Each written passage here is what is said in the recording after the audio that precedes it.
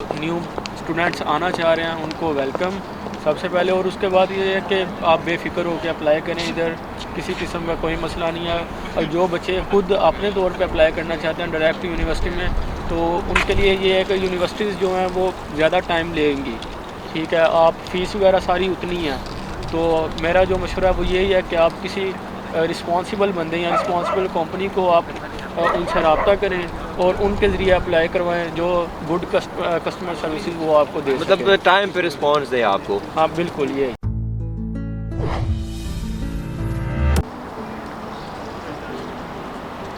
अस्सलाम वालेकुम गाइस, मैं राइट टर्न से बात कर रहा हूँ और आज कुछ वीडियोस बनाने का सोच रहे हैं एक कम्प्लीटली डिफरेंट आइडिया के साथ। तो वीडियो का हमेशा की तरह एक ही मकसद होता है, एजुकेशन, और वही आज हम करने जा रहे हैं। तो आज हम कीव सिटी में खड़े हैं और कुछ स्टूडेंट्स ने वॉलंटियर किया है इंटरव्यूज़ के लिए।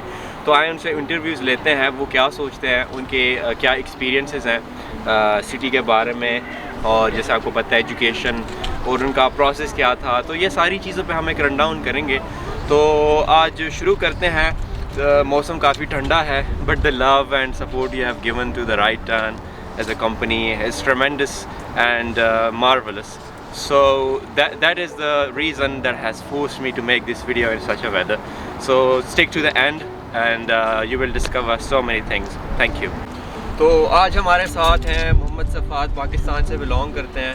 तो आए इनको इंट्रोड्यूस करवाते हैं। अस्सलाम वालेकुम। वालेकुम सलाम। कैसे हैं मोहम्मद सफ़ात? अल्हम्दुलिल्लाह ठीक ठाक। मोहम्मद सफ़ात हमारे ऑडियंस को अपनी इंट्रोडक्शन देंगे।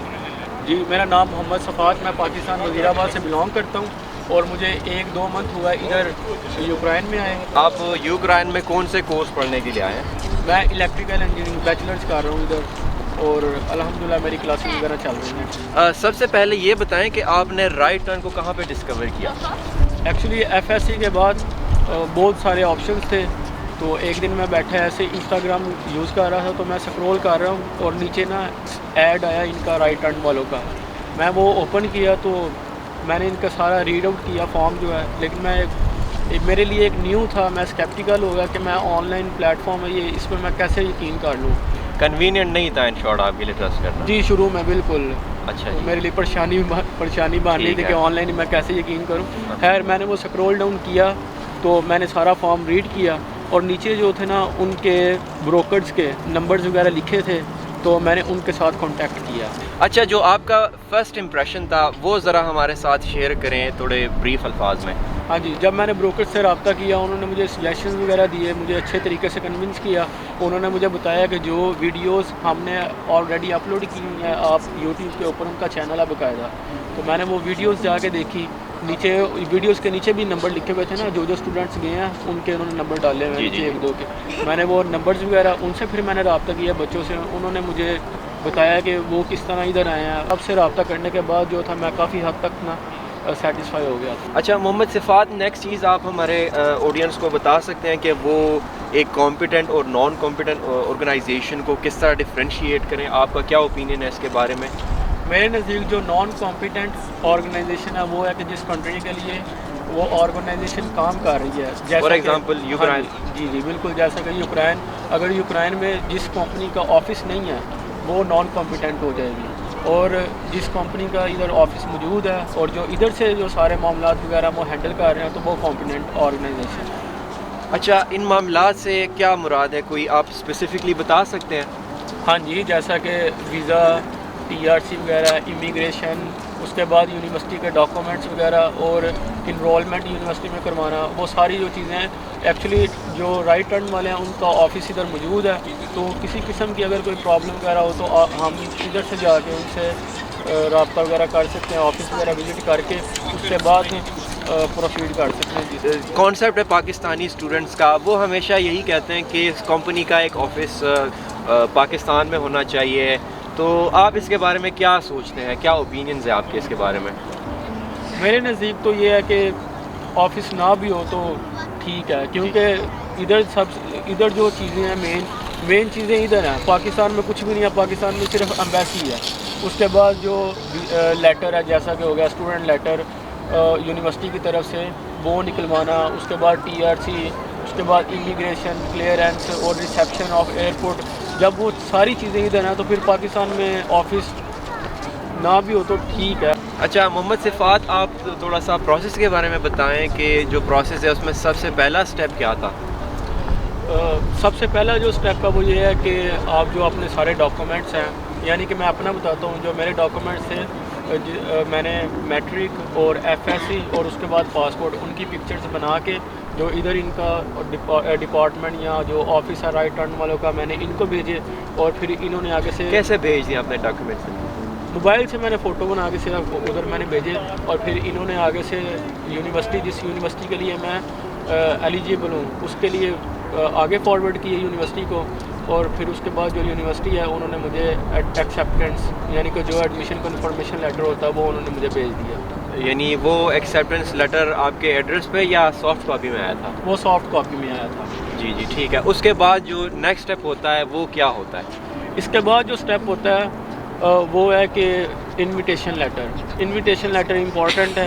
कन्फर्मेशन लेटर जो इसमें से होता है कि वो यानी कि आप एलिजिबल हो यूनिवर्सिटी के लिए, एक एक्नॉलेजमेंट होती है आपके दाखिले के लिए। हाँ जी बिल्कुल। और फिर इसके बाद इनविटेशन लेटर मुझे आया। इनविटेशन लेटर जो है वो आपको हार्ड कॉपी में आपके घर आना होता है। जो ही वो आया उसके बाद फिर मैंने नेक्स्ट प्रोसीड किया, नेक्स्ट जो डॉक्यूमेंट्स। अच्छा ये बताएं कि जो एडमिशन जो इनविटेशन लेटर होता है ये उसके लिए क्या क्या स्पेसिफिक डॉक्यूमेंट्स चाहिए?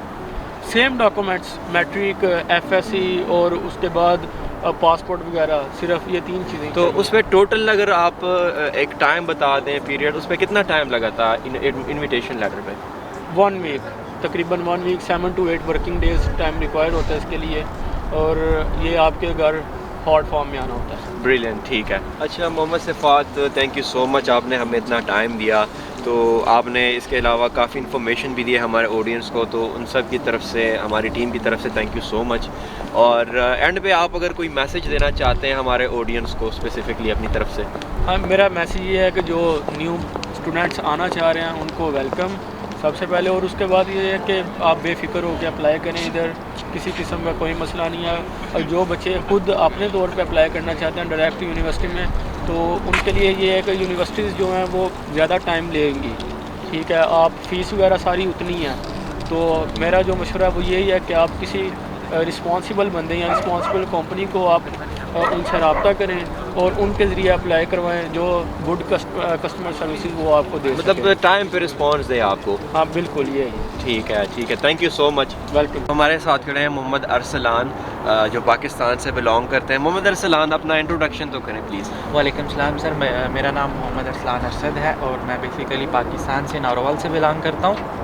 आप यहाँ पे किस मकसद के लिए आए हैं यूक्रेन? मैं यहाँ पे बैचलर ऑफ इंफॉर्मेशन टेक्नोलॉजी करने आया हूँ। मेरा इंटरेस्ट था शुरू से आईटी में, तो मैं यहाँ पे जो है ना इंफॉर्मेशन टेक्नोलॉजी में बैचलर्स करने आया हूँ। ठीक है। अच्छा, आपके क्लासेस वगैरह के बारे में बताएं, क्लासेस कैजुअल नॉर्मल है सब कुछ? हाँ जी, अल्हम्दुलिल्लाह सारा कुछ बड़ा बेहतरीन चल रहा है। यूनिवर्सिटी बहुत ज़बरदस्त है, क्लासेस बहुत टाइम पे हो रही हैं, सारा कुछ बहुत परफेक्टली मैनेज हो रहा है। आप यूक्रेन कब आए हैं स्पेसिफिकली? मुझे राउंड अबाउट 1.5 मंथ हो गया, 1.5 मंथ हो गया मैं यहाँ पे पहुँचा।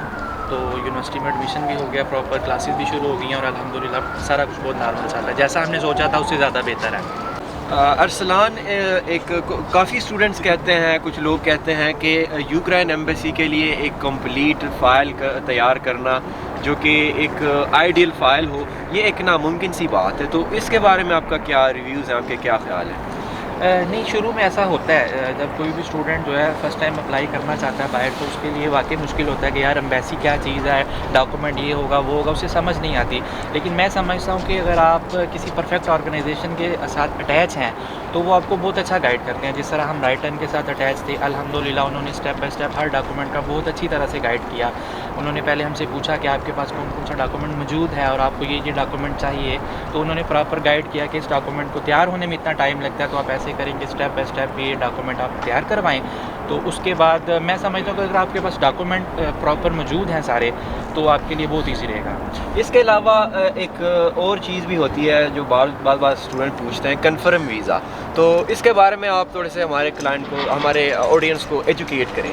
हाँ, देखिए जैसे कि नाम से पता चल रहा है कि कंफर्म वीज़ा, तो इसका ये मतलब है कि वीज़ा 100% होगा। लेकिन उसके लिए मैं एक चीज़ यहाँ पे पॉइंट डाउन कर दूँ कि कंफर्म वीज़ा के लिए ये है कि अगर आपने एम्बेसी में फ़ाइल जमा करवानी है तो एक डॉक्यूमेंट की लिस्ट है, ड्रॉप डाउन लिस्ट है कि जो आपके पास लाजमी होने चाहिए।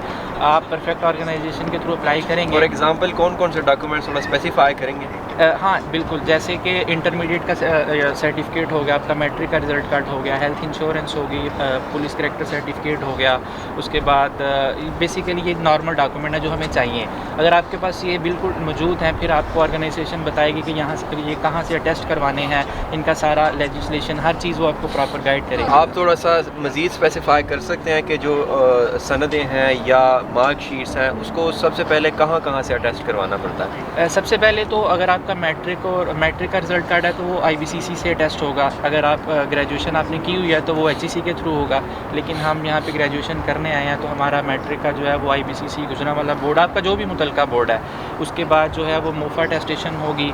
तो बेसिकली ये अगर इसके अलावा जो दूसरा डॉक्यूमेंट है जिस तरह हेल्थ पुलिस करेक्टर सर्टिफिकेट होगा वो आपका मुतलका पुलिस डिपार्टमेंट से होगा, हेल्थ वाला होगा मुतलका सरकारी हॉस्पिटल से होगा।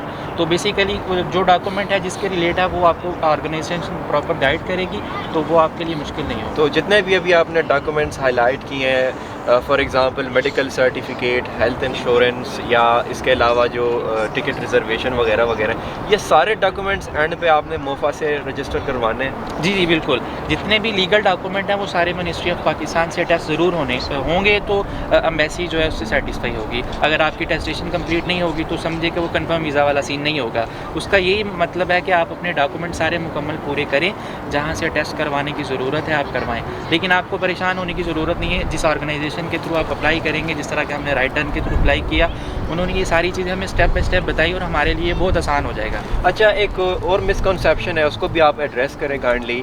बहुत से स्टूडेंट सोचते हैं कि जो कन्फर्म वीज़ा है उसके लिए आप अगर फ़ाइल इनकम्प्लीट भी हो, तो ये मिसकंसेप्शन को आप किस तरह दूर करेंगे? नहीं, जो एम्बेसी के मामलात होते हैं वो इस तरह तो नहीं होते कि आप डॉक्यूमेंट और अपनी फ़ाइल पूरी ना करें तो आपको वीज़ा इशू कर दें। बेशक वो 100% कंफर्म क्यों नहीं है, लेकिन इसमें ज़रूरी है कि जो आपके मेन डॉक्यूमेंट है, जिस तरह एजुकेशन के डॉक्यूमेंट हैं जो यूनिवर्सिटी को रिक्वायर हैं वो लाजमी पूरे होने चाहिए। एक आधा डॉक्यूमेंट है जिस तरह हेल्थ इंश्योरेंस या मेडिकल इंश्योरेंस, उस पर थोड़ा सा कंप्रोमाइज़ हो सकता है, लेकिन मैं ये कहता हूँ कि अपने डॉक्यूमेंट पूरे करेंगे तो फिर आप समझें कि 100% वीज़ा। अगर आप डॉक्यूमेंट नहीं पूरे करेंगे तो फिर कैसे? अगर देखिए आप यूनिवर्सिटी में एडमिशन लेने जा रहे हैं, आपके पास रिजल्ट कार्ड ही नहीं है, तो वो कैसे आपको? मतलब ये कहना चाह रहे हैं कि it's better to be safe than sorry. हाँ या ऑफ कोर्स, बिल्कुल। जी ठीक है। अच्छा, बहुत बहुत शुक्रिया।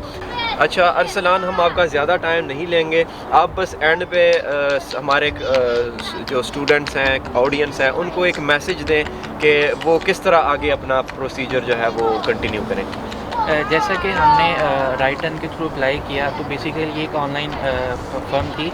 तो स्टूडेंट्स के जहन में होता है कि यार एक ऑनलाइन फर्म है तो हम इतनी दूर बैठ के, जबकि हमने यूक्रेन जाना है, जिनका ऑफिस यूक्रेन में है, तो हम पाकिस्तान में बैठ के कैसे इनके साथ रब्ता करें, क्योंकि पाकिस्तान में जो है वो ऑनलाइन काफ़ी स्कैम चलता है जिसकी वजह से स्टूडेंट परेशान है।